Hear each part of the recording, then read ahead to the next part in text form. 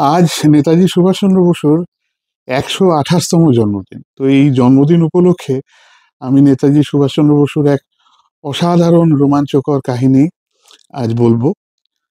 সময়টা ছিল 1943 সাল। এই সময় নেতাজি সুভাষচন্দ্র বসু সে সময় জার্মানিতে ছিলেন। তখন হিটলার এবং নাৎসি সমস্ত সেনানায়কদের সঙ্গে তার কথাবার্তা চলছে যে তারা কিভাবে আমাদের ভারতীয় স্বাধীনতা সংগ্রামের ব্যাপারে তারা কিভাবে সাহায্য করতে পারে। তো ঠিক হলো যে সেই সময় যে নেতাজি সুভাষচন্দ্র বসু আহ, আর তাকে জার্মানিতে রাখা সম্ভব হবে না, এবং নেতাজি সুভাষচন্দ্র বসু সে সময় চাইছিল না যে তিনি কত শীঘ্রই এশিয়াতে ফিরতে পারেন। তো সেই সময় এমন একটা দ্বিতীয় বিশ্বযুদ্ধের পরিস্থিতি চলছিল যে জার্মান সরকার সরাসরি তাদের পক্ষে যেমন ভারতীয় স্বাধীনতা সংগ্রামে কোনো সাহায্য করা আহ, সম্ভব ছিল না। একই রকম ভাবে যখন নেতাজি বুঝলেন যে সেটা সম্ভবপর নয়, তারা জানিয়ে দিচ্ছে, তখন নেতাজিও চাইছিলেন না যে জার্মানিতে থেকে আর কালক্ষেপ করা। তো তিনি খুব তাড়াতাড়ি ভারতবর্ষে ফিরতে চাইলেন, আহ এবং এশিয়াতে তাকে প্রথমে ফিরতে হবে, সেটাই প্রথম কথা ছিল। তো ভারতবর্ষের স্বাধীনতা সংগ্রামের আহ পথকে আরো ত্বরান্বিত করার জন্য নেতাজি স্থির করলেন যে তিনি এশিয়াতে ফিরবেন। তো সেই মোতাবেক ঠিক হলো যে ভারতবর্ষে স্বাধীনতা সংগ্রামের প্রথম সোপান হিসেবে, সংগ্রামের আন্দোলনের প্রথম সোপান হিসেবে নেতাজি সুভাষচন্দ্র বসু দক্ষিণ এশিয়াতে, দক্ষিণ পূর্ব এশিয়াতে তিনি ফিরবেন।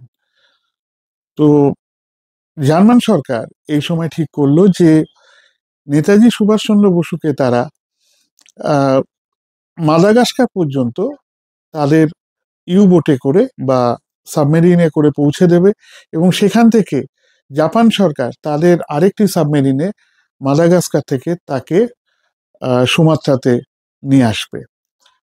তো সেই মর্মে নেতাজি সুভাষচন্দ্র বসু আহ, এবং তার আরেকজন সঙ্গীর কথা ভাবা হলো, কারণ ওই সাবমেরিনে মাত্র দুজনকেই যাওয়ার পারমিশন জার্মান সরকার দিয়েছিল আর কি। তো নেতাজি সুভাষচন্দ্র বসু সেই সময় তার আহ, নিজের যে পার্সোনাল সেক্রেটারি আবিদ হাসান তাকে সঙ্গে নিলেন।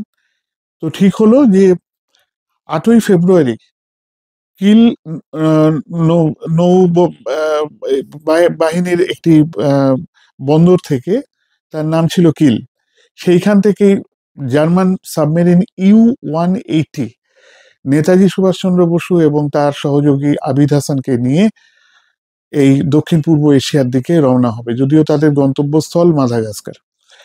তো সেই সময় এমন একটা পরিস্থিতি ছিল যে ভূমধ্যসাগরই হোক, আটলান্টিসই হোক, বা আহ, উত্তর মহাসাগর হোক, অথবা ইংলিশ চ্যানেল, সব জায়গায় মিত্রপক্ষের আহ, কড়া নজরদারি ছিল। তাদের নৌবহর এবং বিমানবহর সব সময় কড়া পাহারা দিচ্ছিল, তাদের চোখ এড়িয়ে সেখান থেকে যাওয়া প্রায় একরকম অসম্ভব ছিল।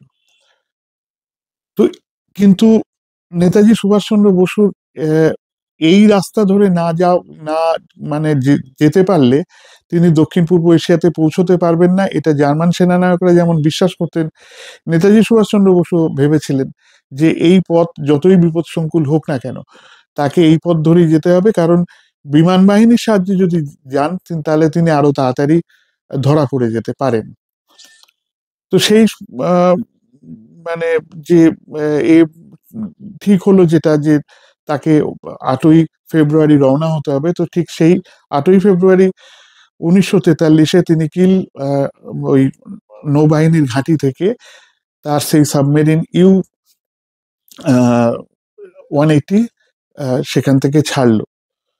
এবং এই জার্মান সাবমেরিনটা ছিল অত্যন্ত পুরনো দিনের সাবমেরিন, সেটা ডিজেল চালিত ছিল, আর 48 ঘন্টা এটা চলতে পারতো, তারপরেই তাকে উপরে ভেসে উঠতে হতো আবার রিচার্জ হওয়ার জন্য।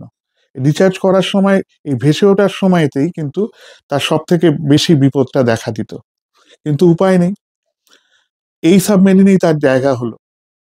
এই সাবমেরিনের যে আহ, জার্মান নৌবাহিনীর যে ক্যাপ্টেন ছিলেন এই সাবমেরিনের, তার নাম ছিল মুসেনবার্গ।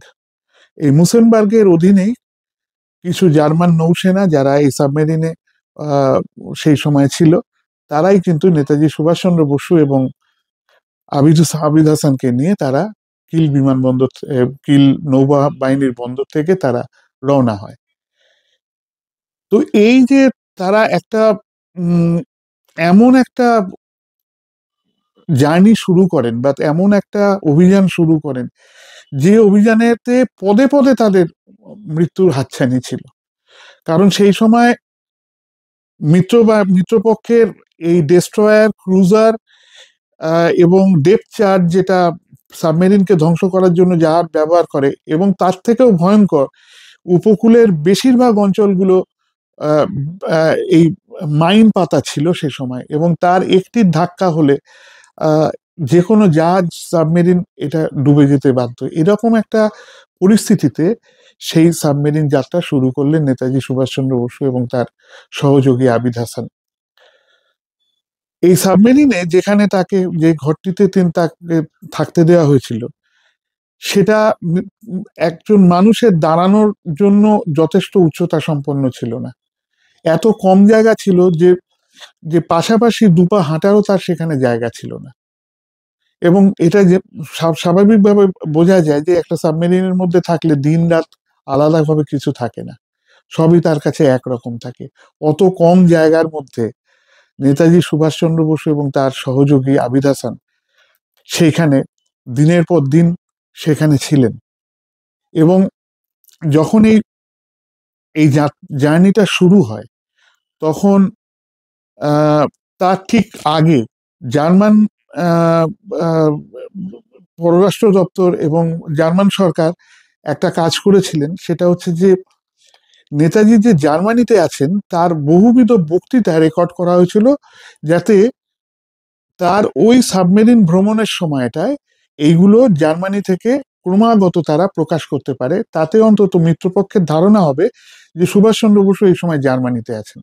অর্থাৎ ভুল পথে চালিত করার জন্য বিপক্ষকে এই পরিকল্পনা নেওয়া হয়েছিল। তো নেতাজি সুভাষচন্দ্র বসু নাকি এই সাবমেরিনেতে 3 ঘন্টার বেশি ঘুমোতেন না।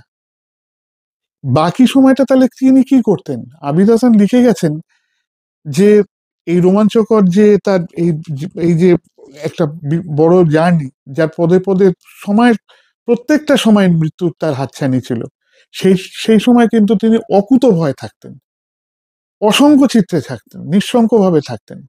এবং তিনি পরিকল্পনা করতেন যে ভারতের স্বাধীনতা আন্দোলনে পরবর্তী পর্বে তিনি কি কি কাজ করবেন। তার মধ্যে ছিল যেমন, তিনি এইখানে বসেই প্রথম চিন্তা করেন যে এই আজাদিন ফৌজে একটা নারী বাহিনী তাকে তৈরি করতে হবে, যার যার নাম স্থির করেছিলেন ঝাঁসি বাহিনী। সেটাই সাবমেরিনে বসে থাকাকালীন, এইখানে এই চলাকালীন। এবং তিনি ঠিক করেছিলেন যে জাপানের প্রধানমন্ত্রী তোজোর সঙ্গে সাহায্যের ব্যাপারে কি কি কথা হবে, সেটাও ঠিক করেছিলেন। এবং সেনাবাহিনীকে যাতে উদ্দীপ্ত করা যায় স্বাধীনতার মন্ত্রে, তার জন্য কি কি বক্তৃতা তিনি দেবেন, সেগুলোও কিন্তু এইখানে তিনি রচনা করেছিলেন। এবং এগুলো সমস্ত নোট তখন কিন্তু এই আবিদ হাসান নিতেন।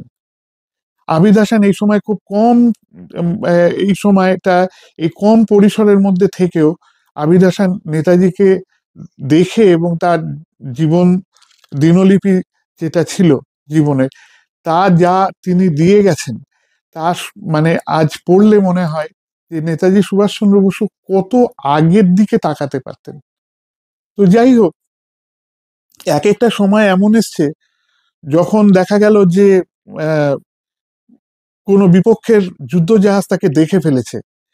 সেই অবস্থায় এইরকম অনেকগুলো, বলা যায় যে সেই আহ, অত্যন্ত আহ, বিপদসংকুল একটা অবস্থা তৈরি হলো, যখন মনে হলো যে সাবমেরিনটা বোধহয় এবার ধ্বংস হয়ে যাবে। কিন্তু তারা প্রত্যেকবারই কিন্তু কোনো না কোনো ভাবে সেই বিপদ থেকে বেঁচে বেঁচে যাচ্ছিলেন। এই দীর্ঘ পথেতে এইরকম বিপদ বহুবার এলো।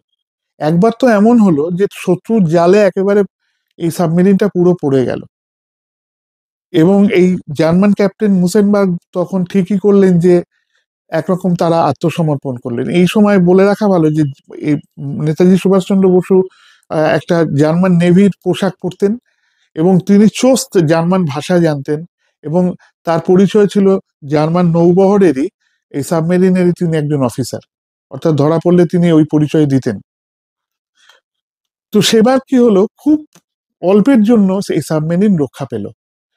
তো এই সাবমেরিন রক্ষা পাওয়ার পর মুসেনবার্গ অর্থাৎ জার্মান এই সাবমেরিনের ক্যাপ্টেন তার অন্যান্য নাবিকদের ক্রুয়েদের ধন্যবাদ জানালেন যেমন, এর সঙ্গে নাকি এমন একটা কথা বলেছিলেন, সেই কথা শুনলে আজও কিন্তু আমরা ভারতীয়রা গর্ববোধ করতে পারি। তিনি বলেছিলেন যে এই বিপদের সময় আমাদের এই ভারতীয় নেতা এবং তার সহযোগী যেরকম ধরনের অকুত ভয় প্রদর্শন করলেন, সেটা আমাদের শেখা উচিত, অর্থাৎ জার্মান নাবিকরা সেটা যেন শিখতে পারে। যাই হোক, একটা দীর্ঘ সময় পর উত্তর সাগর পেরিয়ে যখন আটলান্টিকে আবার এই সাবমেরিন এলো, তখন কিন্তু আবার একটা খুব বিপদসংকুল রাস্তা নেতাজি সুভাষচন্দ্র বসুকে পেরোনোর কথা চিন্তা করতে হলো। কিন্তু তিনি কিন্তু একেবারে অকুতভয় ছিলেন। এ প্রসঙ্গে বলা ভালো যে সেই গভীর বিপদের সময়ও একদিন এমন হয়েছে যে তিনি বলছেন, আবিদ হোসেন নোট নিচ্ছেন, সবাই জানেন যে এবার হয়তো সাবমেরিনটা ধ্বংস হবে, সেই সময় আবিদ হোসেন পর্যন্ত অন্যমনস্ক। নেতাজি তাকে ধমক দিয়ে বললেন, কি তুমি কি আমার কথা শুনে ডিকটেশন শুনে লিখতে পারছো না? তোমার মন কি তুমি কি অন্য কিছু চিন্তা করছো? অর্থাৎ এতটাই অকুতভয় ছিলেন তিনি। যাই হোক, 27 এপ্রিল মাদাগাস্কারের উপকূলে যখন এই সাবমেরিন পৌঁছলো, তখন তারা প্রথম ওই পেরিস্কোপ দেখে জার্মান এই সাবমেরিনটি প্রথম ওই জাপানের সাবমেরিনটিকে দেখতে পায়। এবং 28 এপ্রিল 1943 সালে এই জার্মান সাবমেরিন থেকে নেতাজি সুভাষচন্দ্র বসু এবং তার সহযোগী আবিদ হাসানকে জাপানি সাবমেরিনে ট্রান্সফার করা হয় বা তুলে নিয়ে আসা হয়। এটা মনে রাখতে হবে, দ্বিতীয় বিশ্বযুদ্ধে এটাই সর্বপ্রথম এবং সর্বশেষ দুটো বিদেশি সাবমেরিন বা মানে জাহাজের মধ্যে সিভিলিয়ান প্রত্যর্পণ করার বিষয়টা, এটা কোনো সময় হয়নি। এবং সেটা হয়েছিল শত্রু জলপথের মধ্যে, এটাও এক অবাক করা ঘটনা। যাই হোক, এই যে জার্মান সাবমেরিন থেকে নেতাজি সুভাষচন্দ্র বসু যখন জাপানি সাবমেরিনে এলেন, এই সাবমেরিনটা যথেষ্ট বড় ছিল এবং তার যথেষ্ট স্পেস ছিল সেখানে হাঁটা চলা করার, এবং এখান থেকে আবার দীর্ঘ পথ, এবং পরিশেষে উনি একটা লম্বা সময় পার হয়ে তিনি কিন্তু এসে পৌঁছলেন ওই সুমাত্রার সবংয়ে। অর্থাৎ এই সবংয়েই তার কিন্তু এই জাপান সাবমেরিন তাকে নামিয়ে দিল। এটা ইন্দোনেশিয়াতে এখন বর্তমানে। এবং এখান থেকে তিনি সিঙ্গাপুর হয়ে 6 মে তিনি কিন্তু টোকিওতে এসেছিলেন। এই দীর্ঘ রোমাঞ্চকর যাত্রা ভারতের স্বাধীনতা সংগ্রামের ইতিহাসে এক সোনার অক্ষরে লেখা আছে যে ভারতীয় বিপ্লবীরা ভারতীয় যে অকথ্য অত্যাচার কে একেবারে পায়ের তলায় ফেলে ব্রিটিশ শাসনের বিরুদ্ধে যে বিদ্রোহ অনেকদিন আগে থেকে শুরু করেছিল, নেতাজি সুভাষচন্দ্র বসুর এই ইউরোপ থেকে এশিয়াতে আসার এই লম্বা সময়টা স্বাধীনতার শিলমোহরকে আরো তাড়াতাড়ি এগিয়ে দিল। এরপরে তো আরো এক লম্বা সময়, আরেক এক স্বর্ণ যুগ স্বাধীনতা সংগ্রামের ইতিহাসে শুরু হবে। সে গল্প পৃথক, কারণ এরপরে আজাদিন ফৌজের গঠন এবং আজাদিন ফৌজের ভারতীয় রাষ্ট্রের জন্য তার সংগ্রাম মিত্রশক্তির বিরুদ্ধে, সে তো আরেকটা পৃথক অধ্যায়, যেটা ভারতের ইতিহাসে স্বর্ণাক্ষরে লেখা আছে। নেতাজি সুভাষচন্দ্র বসুর এই অদ্ভুত যে কীর্তি কাহিনী, তা কিন্তু আজও আমরা ভারতবাসীরা এটা যখনই শুনি বারংবার রোমাঞ্চিত হই যে কিভাবে একটা মানুষ দেশ থেকে বেরিয়ে যাওয়াটা যেমন রোমাঞ্চকর, আবার এশিয়াতে ঢোকা ইউরোপ থেকে তার থেকেও বেশি রোমাঞ্চকর। এইরকম জীবন ভগবান বোধহয়, ঈশ্বর বোধহয় খুব কম মানুষকে দেন। আজ এইটুকু বলে আজকে নেতাজি সুভাষচন্দ্র বসুর এই এক অকথিত গল্প শেষ করছি। নমস্কার।